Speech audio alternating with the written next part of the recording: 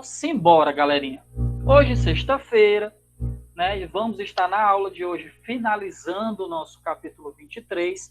Capítulo esse que falou muito sobre energia, trabalho, maquinários, alavancas, classificação de alavancas. E foi fórmula para calcular isso, fórmula para calcular aquilo.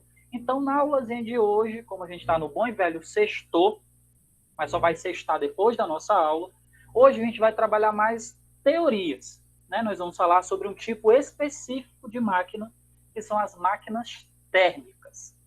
E aí, turma, quando nós falamos sobre essa expressão térmicas, já de forma involuntária, a gente já associa a expressão térmicas a calor, a temperatura. Então, a gente já dá para compreendermos aí que essas máquinas térmicas serão aquelas máquinas que, para funcionar, vão estar utilizando um tipo específico de energia. Alguém liga o áudio aí e me diz que tipo de energia é esse que as máquinas térmicas utilizam.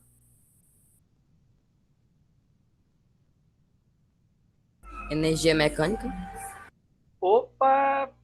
Energia mecânica, João, vai participar sim do processo, mas ela não é a energia que a máquina térmica utiliza. Ela vai ser a energia que a máquina térmica converte em outro tipo de energia. Quando a gente utiliza aí a expressão térmica, qual é a primeira fonte de energia que vem à cabeça de vocês?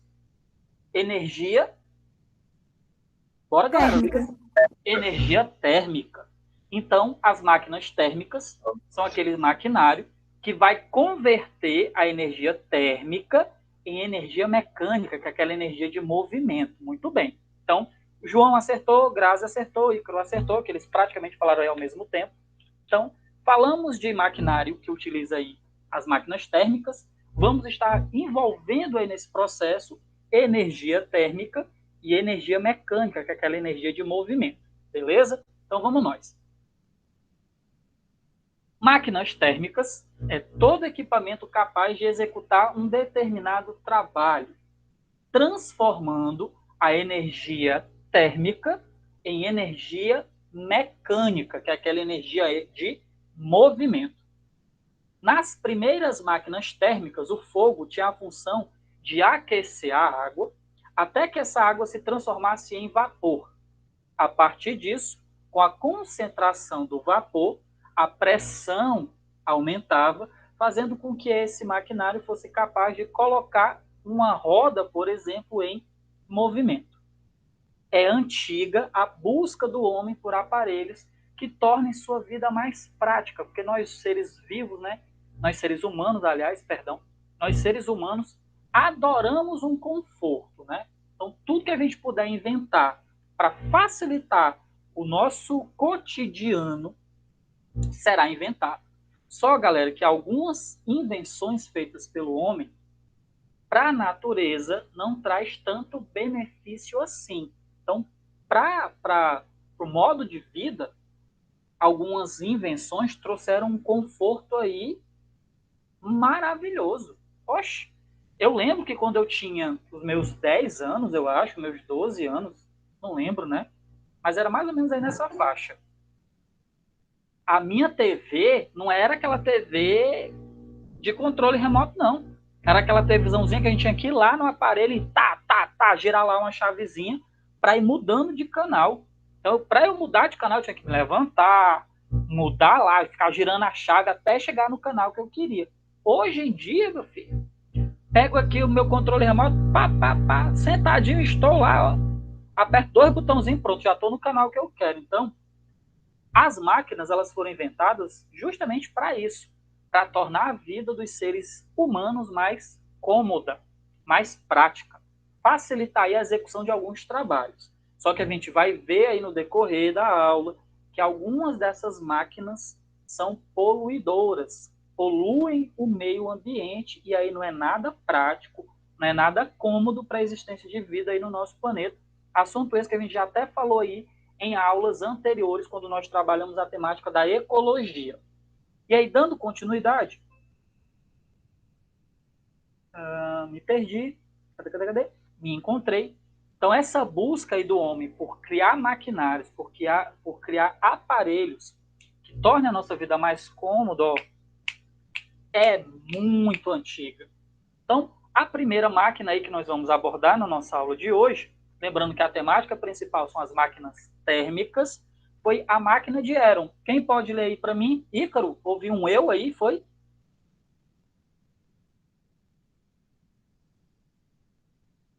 Ouvi sim. Vamos ler, Ícaro, vamos aí nos dar o ar da sua voz. Mas vamos experimentar. Tente aí falar. Tá funcionando? E como? Tá melhor do que o meu. Vamos lá. A máquina de Héron. A primeira máquina a vapor foi construída na Grécia, no século I d.C., e ficou conhecida por máquina de Héron, em homenagem a Héron de Alexandria, grande sábio matemático e mecânico. Ela era formada por uma esfera oca de cobre ligada a 2 tubos contorcidos. Uma vez exposta a uma fonte de calor, a água no interior da esfera fervia, e a saída do vapor pelos tubos fazia a esfera girar. De imediato, não se viu aplicabilidade desse experimento, o que fez com que fosse deixado de lado. Muito tempo se passou, até que em meados de 1629, o engenheiro e arquiteto italiano Giovanni Branca descreve, em seu Manual de Arquitetura, um aparelho semelhante a uma chaleira, cujo vapor gerado ao ser eliminado era capaz de mover uma roda com pás à sua volta. Na busca de funcionalidade dos seus inventos, em 1679, Denis Papin, médico, físico e inventor francês, criou um mecanismo semelhante ao que hoje pode ser observado em autoclave e numa panela de pressão, digestor ou marmita de Papin, onde é utilizado calor sob pressão térmica. Em 1690, Papin aprimorou seus inventos, chegando a utilizar um motor a vapor a fim de bombear água para um tanque existente no telhado do palácio, e assim garantir o abastecimento de fontes presentes no terreno ao redor. Em 1698, Thomas Savery, engenheiro inglês, inovou com a criação de uma máquina que drenava a vácuo a água de infiltrações presentes em minas profundas de carvão mineral. Em 1712, a partir do aperfeiçoamento das invenções anteriores, Thomas Newcomen, inventor ferreiro e engenheiro inglês, confeccionou uma máquina mais segura contra explosões de drenagem de água do interior das minas de carvão, com capacidade também de elevar de cargas diversas. Sucesso absoluto durante o século XVIII em toda a Europa.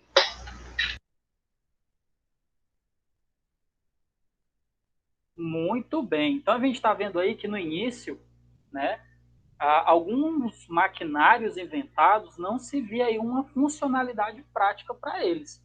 Mas esses maquinários foram aí precursores, deram início aí, eles instigaram a execução de maquinários que já tinham aí uma função para o nosso cotidiano. Então, a gente vê aí principalmente nesse primeiro momento que o principal destaque era o vapor. Aquecia-se a água, essa água evaporava e a concentração desse vapor, o aumento da pressão ocasionada por esse vapor, começava aí a produzir energia mecânica, que é essa energia do movimento.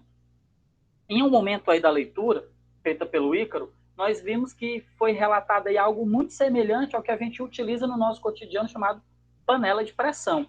Então, vocês observam que a panela de pressão, ali no seu interior, é colocado o alimento, água, essa água começa a evaporar, e aí a pressão no interior dela aumenta. Então, a gente tem que tomar ali um determinado cuidado, ficar verificando aquela borrachinha da panela de pressão, para ver se ela não está... E o escapezinho também, né?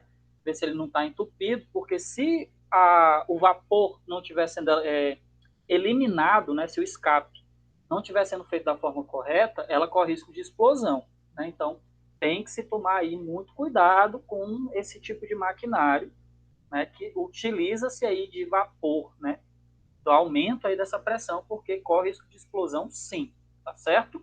Então, nesse primeiro momento, a gente percebe que os primeiros maquinários, que as primeiras máquinas térmicas, se utilizavam muito do vapor, né, da utilização do vapor.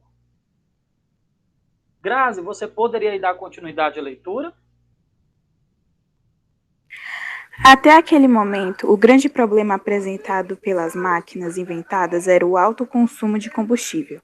Em 1765, James Watt, matemático, engenheiro e inventor escocês, então fabricante de instrumentos de medida, aperfeiçoando o motor a vapor de Newcomen, criou um exemplar ainda hoje em uso, com o consumo de carvão reduzido em até 3 vezes. A criação de Watt foi de grande utilidade também para os trabalhos ligados à fundição e propulsão de moinhos e tornos, deixando para trás as rodas d'água e os moinhos movidos a cavalo. Graças a essas inovações, as máquinas a vapor foram responsáveis pelas transformações econômicas do século XVIII, que podem ser resumidas na expressão período da Revolução Industrial. Somente em 1804, essas máquinas tiveram sua produção voltada para o deslocamento. Com esse objetivo, surge a primeira locomotiva criada por um engenheiro de Minas inglês chamado Richard Trevithick, cujo trabalho era transportar barras de ferro das minas de carvão. Muito final... Obrigado, calma aí um instantinho. Lembra que não se preocupa não que você vai continuar a leitura.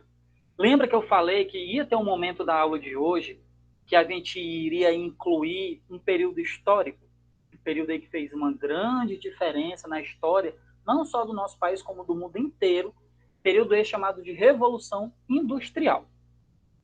Quando o boom aí da invenção das máquinas ocorreu, é justamente nesse período de Revolução Industrial. Então, o homem começou aí a criar maquinários, não mais voltados ali para coisinhas simples do cotidiano, mas principalmente ali para produções em escala, né? E aí, turma, por conta dessa poluição, dessa revolução industrial, onde o maquinário começou a ser produzido, e aí começou a ser produzido produtos, e a Inglaterra produzia e exportava, e blá, blá, blá. Isso teve consequência em vários fatores da história, mas para a ciência, né, logicamente que é maravilhoso quando há uma expansão do conhecimento científico, né? Logicamente que eu não estou comparando o período atual, que a gente vive uma era muito tecnológica, com aquela época, galera. A gente está falando das épocas separadamente. Então, para aquele momento, aquelas invenções era assim um feito histórico. Nossa, eu vou criar uma máquina, essa máquina ela vai funcionar sem a minha ação, sem a minha interferência, eu só aciono ali uma alavanca e depois a máquina vai fazendo todo o processo de forma automática. Então, isso para eles era um feito histórico, realmente foi. Só que para a ecologia, para o planeta, a época da Revolução Industrial também começou a ter ali os seus aspectos negativos, né? Porque aí queimava carvão. Nesse processo de combustão, para a água evaporar, para a máquina funcionar ali ao vapor, esse processo da queima do carvão libera substâncias para a atmosfera que não são substâncias adequadas para a atmosfera. Então, durante esse período da Revolução Industrial, intensificou-se muito, e isso até hoje ocorre, a poluição atmosférica.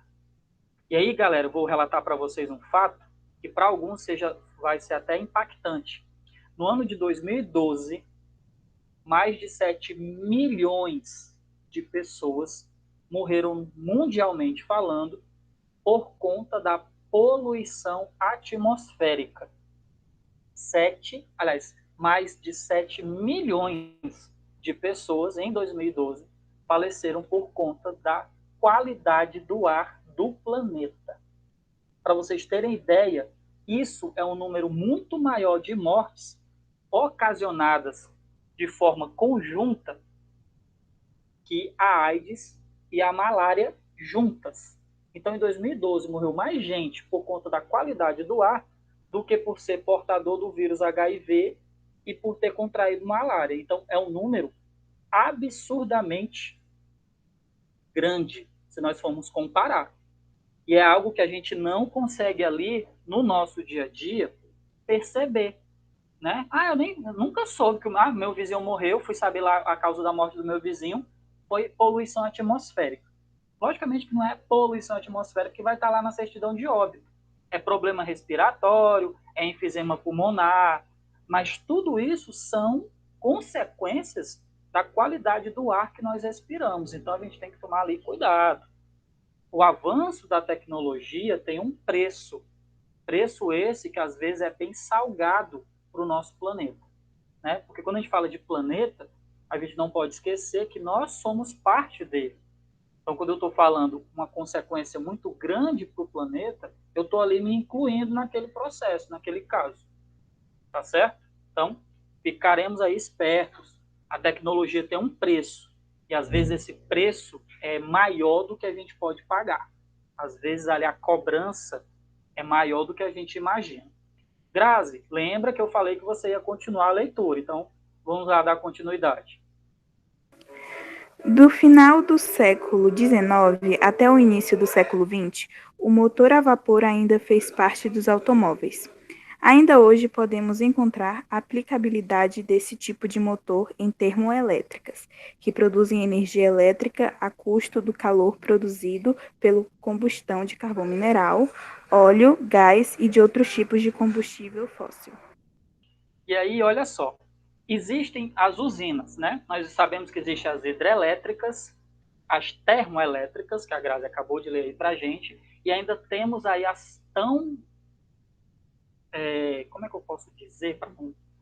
Mas temos aí uma ainda mais complexa, que são as usinas nucleares. E aí, quando a gente fala de energia nuclear, de usinas nucleares, logo alguém vai falar no termo Chernobyl, que foi ali um marco também na história, onde essa energia nuclear ocasionou, até os dias de hoje, consequências, né? Aquela região ali no entorno da área de Chernobyl ainda é radioativa, né? Que é uma consequência das que as usinas nucleares utilizam esse tipo de energia, certo?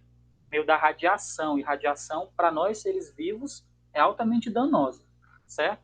Mas aí depois a gente pega uma aulazinha só para falar desse episódio de Chernobyl. Então, turma, as termoelétricas, né, que não são as mais conhecidas fontes de energia aí, de usinas, por que elas não são as mais conhecidas? Porque a energia produzida por uma termoelétrica é mais cara do que as energias, do que a energia produzida nas hidrelétricas. Né? Então, quando nós temos aí, por exemplo, um período muito grande de estiagem, de seca, por que a energia fica mais cara? Por que o papel aí, a tão temida fatura da energia elétrica vem mais salgadinha? Porque parte dessa energia que a gente utiliza deixa de ser produzida pelas hidrelétricas e passam a ser produzidas pelas termoelétricas. Só que aí custa mais caro para o nosso bolso, certo? E aí o nome já é autoexplicativo. As usinas termoelétricas utilizam-se aí da energia térmica para a produção da energia elétrica. E aí é mais caro, né? Por isso que aí, em período onde tem poucas chuvas, onde tem uma redução aí ao nível das... Ô, meu pai, que tem lá nas usinas hidrelétricas, que eles armazenam a água, quando o nível ali das... Não é barragens, não. Esqueci o nome agora, ele deu um branco. Pois é, tô ficando velho. Né, Bora, gente, me ajuda. Vocês são mais novos do que eu. Não, O negócio mesmo aí, Jean. Como é, Ícaro? O negócio mesmo, tá tentando lembrar. Pois é, aquela represas, pronto, lembrei. Obrigado aí, Ícaro, você foi a luz. Então, quando tem um período muito grande de estiagem, o nível das represas diminui, e aí a quantidade de água ali armazenada não é suficiente para fazer as usinas, né, ali as turbinas girarem, que é justamente esse giro das turbinas que produzem a energia elétrica. Então, aí a gente vê várias formas de energia sendo combinadas. Mas tudo isso, galera, teve origem lá na invençãozinha daquelas máquinas térmicas, que se utilizavam principalmente ali do vapor. Gente, realmente estou ficando velho mesmo, viu? Porque tem hora que eu estou pensando na coisa e aí eu acabo esquecendo o que eu estava falando, né? Vou ter que começar a comer mais de alegre mocotó. Como é, Ícaro? Então eu só posso estar mais velho que tu. Não, mas sabe o que é? Também é porque a gente tem um pensamento acelerado. A gente está aqui fazendo uma coisa e já está pensando no que a gente vai fazer daqui a 2 minutos. É um outro problema aí que a geração atual enfrenta, né? Essa questão de estar ali tempo, né? Aquela expressão tempo é dinheiro, né? Isso movimenta muito aí a nossa rotina. E aí, turma? Na leitura da Grazi, nós vimos que deixou-se de ser utilizado, deixa eu voltar aqui mais um pouquinho, deixou-se de ser utilizado o carvão como fonte ali, como pontapé inicial, e com a ampliação, com o desenvolvimento de novas máquinas, começou-se a utilizar combustíveis. E isso, galera, se aplica até os dias de hoje. E aí, algumas máquinas que utilizam-se da queima de combustíveis fósseis, né, que são aqueles combustíveis derivados do petróleo, como gasolina, óleo diesel, eles também, durante essa combustão, eles também liberam na nossa atmosfera gases poluentes. E aí a gente sabe que quando a qualidade do ar não está legal, a nossa saúde também não vai bem. E aí, então, vamos falar um pouquinho agora sobre esses combustíveis, né? A história dos combustíveis. Há muito tempo que o homem busca, no meio ambiente, respostas para uma das suas maiores necessidades. E aí, qual é a maior necessidade que o homem enfrenta? Fontes alternativas de combustível. O combustível mais antigo que se conhece é a madeira, né? A história lá da queima do carvão, que ao ser queimada, liberava calor, e esse calor podia ser utilizado aí de diversas formas, como aquecer, né, durante o inverno intenso, afastar animais selvagens, cozinhar alimentos. Ainda hoje, essa prática pode ser encontrada em lugares onde o desenvolvimento industrial não chegou. Aí vem um aluno e se questiona: e existem regiões do planeta, professor, onde esse desenvolvimento ainda não chegou? Existe, galera. Claro que existe. Porque nós sabemos que desenvolvimento está associado a ter fins financeiros, né? E algumas pessoas mal têm dinheiro para se alimentar. Quanto mais ter dinheiro aí para investir numa máquina, né? Quando eu estou falando máquina, são aqueles utensílios que foram criados para facilitar a nossa vida. Para vocês terem ideia, eu passei ali na minha infância muito tempo preparando alimento, né, junto com a minha saudosa avó, dona Terezinha, preparando alimento ali com um fogão a lenha. A gente não tinha recurso para comprar um botijão de gás, né? E isso já século XX, viu? Que eu não sou tão antigo assim também, não. Então, galera, tem sim pessoas que ainda vivem em condições que para alguns é do homem neandertal, ali da época das cavernas, mas existe. Tem pessoas que ainda não têm acesso aí a essa tecnologia. Você tem um fogão, e esse fogão, você só aperta ali um botãozinho, e aí o fogo acende. Para alguns aquilo dali é surreal, porque não tem recurso para adquirir esse maquinário. E o fogão é uma máquina, um equipamento criado para facilitar o nosso cotidiano, né? Mas existem sim pessoas aí que não conseguem ter acesso a esse tipo de tecnologia. E aí, como eu falei com você já sobre ela, a Revolução Industrial trouxe consigo a necessidade de criar alternativas energéticas, uma vez que novas tecnologias assim exigiram. Nesse momento, entre os séculos 18 e 19, o carvão mineral teve o seu destaque no trabalho realizado por várias máquinas a vapor, e como consequência do exagero dessa utilização aí desse produto do carvão mineral, já falei para vocês que intensificou-se aí nesse período, o que se estende até os dias atuais, a poluição da atmosfera. Do querosene, que eu também utilizei muito, né, para manter ali a lamparina acesa, do querosene da iluminação antiga, a gasolina dos automóveis, o diesel surge como novo subproduto de combustível fóssil, muito utilizado a partir da Segunda Guerra Mundial. Lembra que eu falei que na aula hoje a gente ia citar muito fatos históricos. A partir da década de 1940, que falei o período, através de estudos ligados à física, que é justamente a disciplina que nós estamos abordando agora aí nas nossas aulas de ciências, a energia nuclear, que é uma energia muito perigosa, apresentou-se como grande opção de produção energética devido ao seu alto potencial, mas, ao mesmo tempo, criou uma grande preocupação, porque, uma vez que os transtornos, que os problemas aí ocasionados por esse tipo de energia, têm consequências catastróficas, viu, galera? Então, a gente vai pegar uma aulazinha aí, sim, para a gente falar ali sobre Chernobyl, entender ali o que foi que aconteceu naquele período. Devido à crise do petróleo, vamos desconsiderar a minha plateia aqui, né? Os meus cachorros sempre estão latindo, que nem são meus, mas sempre participam das minhas aulas. Então, turma, devido à crise do petróleo, em meados de 1970, novamente o homem se vê à frente de um novo desafio, porque nós sabemos que o petróleo, combustível fóssil, ele é um recurso natural não renovável. Então, se a gente continuar utilizando esse recurso, tá? Então, o petróleo é conhecido como ouro negro. Então, tem países aí, novamente falando sobre aí, fatos históricos, que eles estão em guerra até hoje, justamente por conta de conquista territorial, porque determinados territórios ali têm uma grande quantidade de petróleo armazenado, né? Porém, esse petróleo, ele vai chegar um momento que ele vai findar, ele vai acabar, né? Porque aí não vai ter como renovar-se, já que ele é um recurso natural, quem produz é a própria natureza, né? Então, tem que se utilizar aí com uma certa cautela. Nesse momento surge a produção do álcool a partir da fermentação da sacarose, com a promessa de menor grau de poluição atmosférica, que aí os combustíveis produzidos a partir do petróleo, eles são altamente poluentes. Bastante utilizado aí até 1980, o álcool formou sua força graças à fabricação de veículos modernos, né? Hoje em dia a gente não utiliza mais a expressão álcool, a gente fala aí biocombustível, né? Que ele tem aí menos impacto poluente em relação à natureza.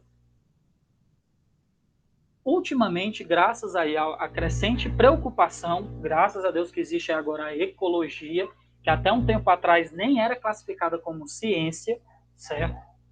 A preocupação na preservação ambiental aumentou muito e, como consequência disso, galera, o homem tem buscado aí por fontes de energia limpa. O que seria uma fonte de energia limpa?